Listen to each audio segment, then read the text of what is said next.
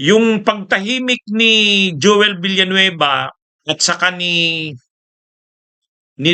Villar ay parang nagpapakita na nagbubukas na yan ng posibilidad na itong si Joel ay lilipat. Actually may balita nga, may kumalat sa social media. Nakita daw yung mag-amang Villanueva papunta ng Malacanang. Ewan natin kung totoo yun. Ewan natin kung totoo yun. Pero siyempre, pag sinabi mong papunta ng Malacanang yung mag-amang Villanueva, ang ibig sabihin yan, makikipag-usap. Makikipag-usap. Ha? Kaya lang, ang problema kasi kay Joel Villanueva, nasa advanced stage na yung kaso niya eh. Unlike kay Cheese, si Cheese wala pa. Wala pang resolusyon ang ombudsman. Ang kaso ni Cheese nasa preliminary investigation. Kumbaga iniimbestigahan pa ng ombudsman ang kaso niya ni Cheese. Kay Joel Villanueva kasi may resolusyon na yung DOJ. Parang katulad na yan ni Jinggoy. Naalala nyo nung nag-press con si Naalala nyo nung nag-press con si Ombudsman Buying? Sabi ni Ombudsman Buying, kay Jinggoy maipa-file yan May 28. Maipa-file daw May 28 yung kay Jinggoy. Sabi ni ni Buying, mga Wednesday yan, maipa-file yan. Yun nga, final nga ng May 28. Pero yung daw kay Joel Villanueva, within 2 weeks pa. Ang problema, yung sinasabi na yan na within 2 weeks, nitong sunod na linggo na yan. Kaya medyo ang usapin kay Joel ay medyo mahirap-hirap. Kasi, syempre, kung lilipat si Joel, anong gagawin? Hindi na itutuloy ang kaso sa kanya? Hindi naman pwede yun. Hindi naman pwede yun. Mahirap yung ganun. Magiging obvious yan. Ay di ba inaakusa ni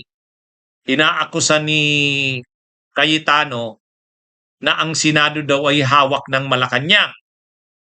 O di ba inaakusa ni Cayetano na pag sumama ka na sa kabila, hindi ka nakakasuhan. Ay di syempre pag kinasuhan mo pag hindi mo tinuloy ang kaso kay Joel, lalabas niyan totoo yung sinasabi ni Cayetano.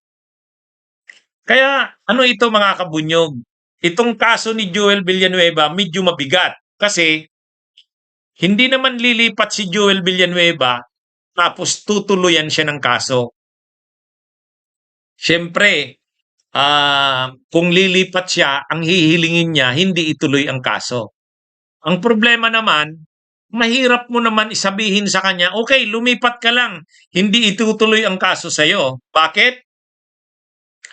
Siyempre, nasa advanced stage na ang kaso ni Joel. Ano na yun eh, resolusyon na ng ombudsman. Ang sabi ni Ombudsman Buying, within 2 weeks. Ay yung 2 weeks na yun, hindi ngayon, nung karaan pa yung mga linggo. Kaya, ito, yan sa tingin ko ang isang bagay na nagiging mahirap sa part ng paglipat ni Joel Villanueva.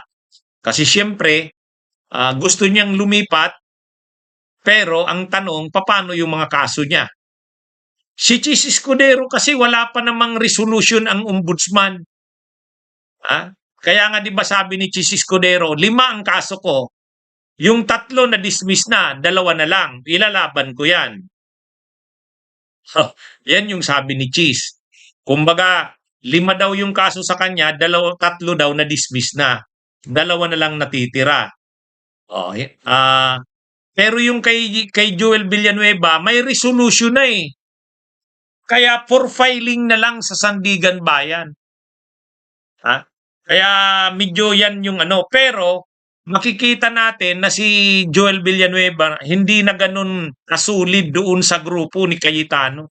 Hindi na. Yan mga kabunyog. Kaya sa totoo lang, yung sinasabi ni yung sinasabi ni Cayetano na inaalok daw ang mga inaalok daw ang mga itong mga senador na hindi itutuloy ang kaso basta't lilipat lang. Eh, pag lumipat si Villanueva at hindi ito tinuluyan ng kaso, lalabas totoo yung sinasabi ni Cayetano. Ewan ko kung magko-commit ang Malacanang sa ganon na sabihin ng Malacanang na o sige pag lumipat si Villanueva, hindi na natin tutuluyan 'yan. Hindi naman ang Malacanang ang may control niyan. Ang may control niyan ay ang ombudsman. Kasi nasa ombudsman na 'yan. Kaya anyway, kaya magiging kung titingnan niyo mga kabunyog, bakit isa na lang naman ang kailangan, bakit parang nahihirapan pa? Isa na lang yung kailangan para maging 13. Yun na nga,